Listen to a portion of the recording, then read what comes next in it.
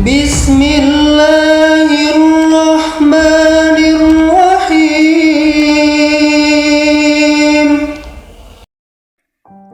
Bismillahirrahmanirrahim. Assalamualaikum warahmatullahi wabarakatuh. Syukur alhamdulillah kita bisa berjumpa lagi di channel ini. Sholawat dan salam semoga selalu tercurahkan kepada junjungan kita Nabi besar Muhammad SAW. Allahumma sholli ala Sayyidina Muhammad wa ala ali Sayyidina Muhammad. Harapan dan doa saya untuk saudaraku semua yang menonton video ini, semoga saudaraku semua selalu diberikan kesehatan oleh Allah, dimudahkan segala urusannya, dilapangkan rizkinya, dan diampuni segala dosanya. Amin ya robbal alamin.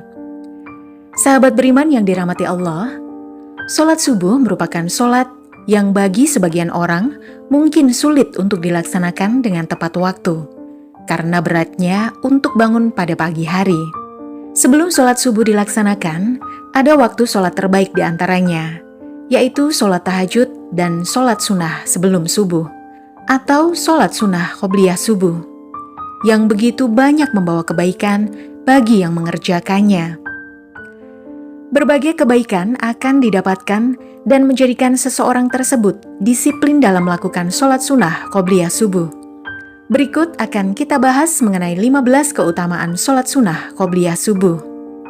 Pertama, sholat sunnah terbaik. Dalam sebuah hadis, Rasulullah SAW bersabda bahwa 2 rakaat fajar atau sholat sunnah qobliyah subuh lebih baik daripada dunia dan seisinya. Hadis riwayat Muslim nomor 725. Salah satu keutamaannya ialah menjadi sholat terbaik di antara sholat sunnah lainnya, sebab dianggap lebih baik dari dunia dan seisinya. Hal ini karena sholat subuh sendiri adalah sholat wajib yang terkadang sulit dikerjakan karena sulitnya bangun pagi oleh orang-orang tertentu.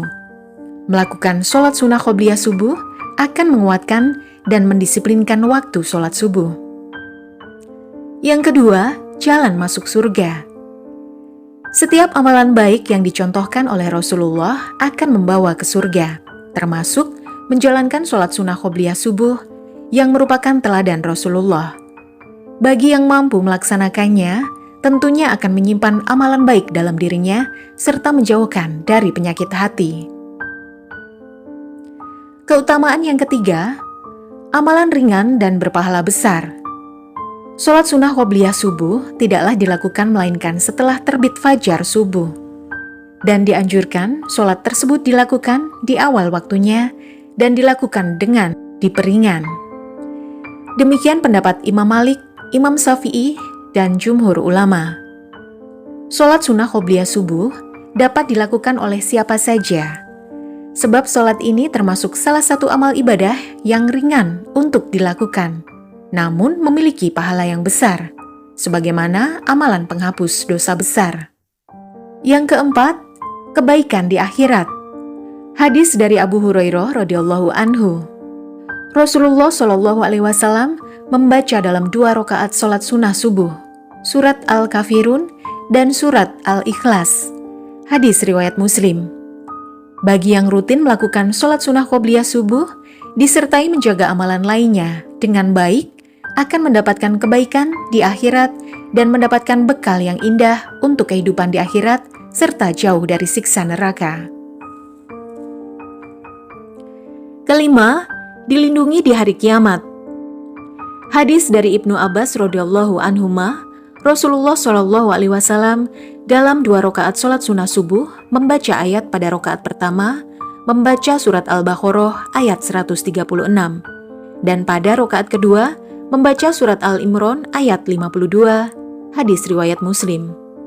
Setiap yang melakukan sholat sunnah qobliyah subuh dan sholat subuh dengan tepat waktu dan istiqomah, di hari kiamat nanti akan mendapatkan syafaat dari Rasulullah, sehingga ia terlindung dari segala bahaya di hari kiamat. Keenam, mengikuti sunnah Rasul. Mengikuti sunnah Rasul merupakan amalan yang baik, sebab barang siapa yang menjadi pengikut Rasul dan menjalankan segala perintahnya, kelak akan mendapatkan syafaatnya dan terhindar dari segala kesusahan. Keutamaan yang ketujuh, jalan kebaikan. Jadikanlah sholat sunnah kalian di rumah kalian. Janganlah jadikan rumah kalian seperti kuburan. Hadis riwayat Bukhari. Sholat sunnah qobliyah subuh membawa banyak jalan kebaikan. Sebab dari sana akan menciptakan pribadi yang istiqomah dan tepat waktu dalam menjalankan sholat subuh. Sehingga dalam keseharian akan mampu melakukan segala sesuatu dengan lebih disiplin. Yang kedelapan, memohon petunjuk. Sebaik-baik sekolah seseorang adalah sholat di rumahnya, kecuali sholat wajib. Hadis riwayat Bukhari dan Ahmad. Sholat sunnah qobliyah subuh yang dianjurkan dilakukan di rumah dapat dijadikan sebagai permohonan untuk manusia. Memohon petunjuk tentang segala sesuatu sambil menunggu azan subuh tiba atau setelah azan subuh, sehingga termasuk waktu doa yang mustajab. Sahabat beriman yang dirahmati Allah, kemudian keutamaan sholat sunnah qobliyah subuh yang ke-9 adalah menunjukkan rasa takwa. Barang siapa yang belum sholat sunnah 2 rakaat subuh, maka hendaknya melakukannya setelah terbit matahari. Hadis riwayat At-Tirmizi. Rasa takwa akan terlihat oleh orang yang rutin menjalankan sholat wajib dan sunnah. Bagi yang lupa, mereka dapat melakukannya setelah menjalankan sholat subuh itu. Yang ke-10, diampuni dosa-dosanya. Dari Hais bin Hod radhiyallahu anhu, bahwasanya ia sholat subuh bersama Rasulullah SAW dan belum melakukan sholat sunnah 2 rakaat qobliyah subuh. Ketika Rasulullah SAW telah salam, maka ia pun salam bersama beliau. Kemudian ia bangkit dan melakukan sholat 2 rakaat qobliyah subuh, dan Rasulullah SAW melihat perbuatan tersebut dan tidak mengingkarinya. Hadis riwayat At-Tirmizi. Jelas bahwa setiap perbuatan baik dapat menjadi jalan pengampunan dosa-dosa.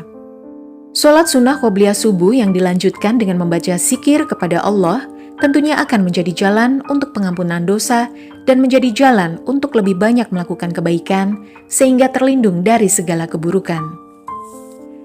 Yang ke-11, kebiasaan baik. Amalan yang paling dicintai Allah Subhanahu wa Ta'ala adalah amalan yang terus-menerus dilakukan, meskipun sedikit. Hadis riwayat Muslim. Rasulullah SAW mencela seseorang yang tidak terus-menerus dalam beramal. Dikisahkan oleh sahabat Abdullah bin Amr bin Al-As radhiyallahu anhu. Rasulullah SAW berkata kepadaku, "Wahai Abdullah, janganlah engkau seperti si fulan. Dulu dia bisa mengerjakan sholat malam, namun sekarang dia tidak mengerjakannya lagi." Hadis riwayat Bukhari. Sholat sunnah qobliyah subuh akan menjadikan seseorang memiliki kebiasaan baik, sebab terbiasa bangun pagi dan melakukan sholat tepat waktu. Kita pun menjadi pribadi yang disiplin dan penuh kebaikan serta memberi contoh pada orang terdekatnya untuk melakukan kebaikan yang sama pula, sehingga kebaikan akan lebih banyak menular. Yang ke-12, mendisiplinkan waktu sholat. Aku tidaklah pernah mendengar Rasulullah SAW mengerjakan sholat sunnah yang lebih semangat dibanding dengan sholat sunnah 2 rakaat sebelum fajar. Hadis riwayat Muslim. Rasulullah SAW selalu semangat dan disiplin. Selalu semangat dan disiplin dalam mengerjakan sholat sunnah qobliyah subuh. Hal ini juga harus menjadi contoh yang dicontohi oleh setiap hambanya, karena merupakan sunnah Rasul. Yang ke-13, untuk doa.